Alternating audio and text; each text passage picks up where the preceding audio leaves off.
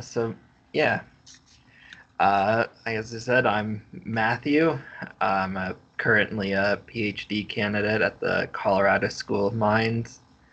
Um, I have my bachelor's from Gonzaga and a master's from Mines already, but I'm working towards a PhD specifically on hand teleoperation, which is what uh, towards the end of of my presentation, I'm going to be talking about more, giving you guys an idea on what it is and how to implement how these sorts of technologies are implemented. Um, but first, I wanted to start off talking a bit about like AI, especially for robotics, and what everything goes into that, because it ends up being very much an interdisciplinary sort of thing. Uh, it is both mechanical engineering, electrical engineering, and computer engineering. As you need mechanicals to design the physical parts and to keep it going and be able to perform whatever actions it needs. You need the computer science aspect for how you're going to decide what it needs to do, whether it's communicating, it's doing something automatically, what sensors does it have. Uh, Hooking up the sensors and stuff is also part of the electronics section. You need to have like the board set up for what sort of information you need to share. That also includes like the wireless communication. Are you going to talk to an external system to get your data?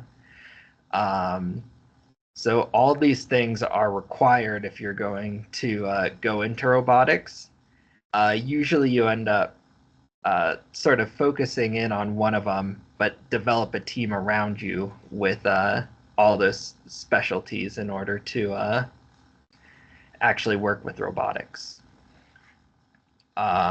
Today we'll be going more over the computer science, specifically more of like AI and how it's implemented in robotics. Um, so one of the interesting things that have been popping up more and more, you guys have probably seen, is interactive robotics.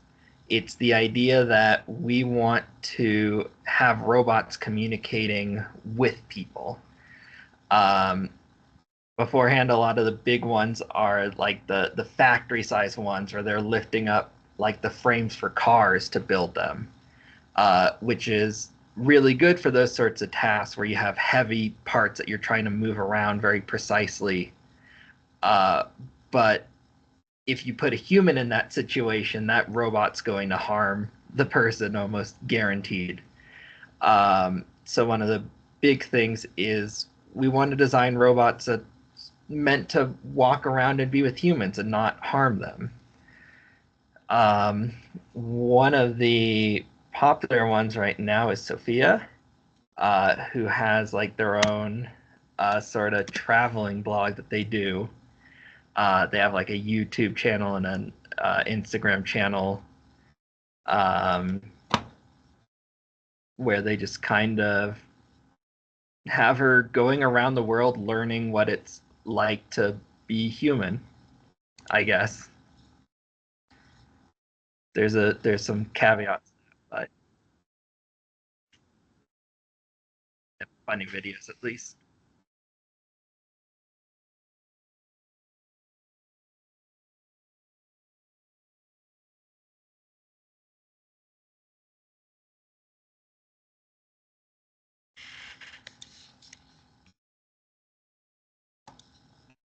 And so along with doing sort of funny memes, she'll also go around and like talk with people. So like the first two recommended here um, is her meeting with, let's see, that's Jimmy Fallon and The Morning Show.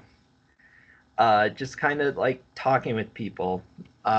There's an AI in the background that's sort of storing the conversation so that she can sort of act more human and learn based on previous conversations that she's had.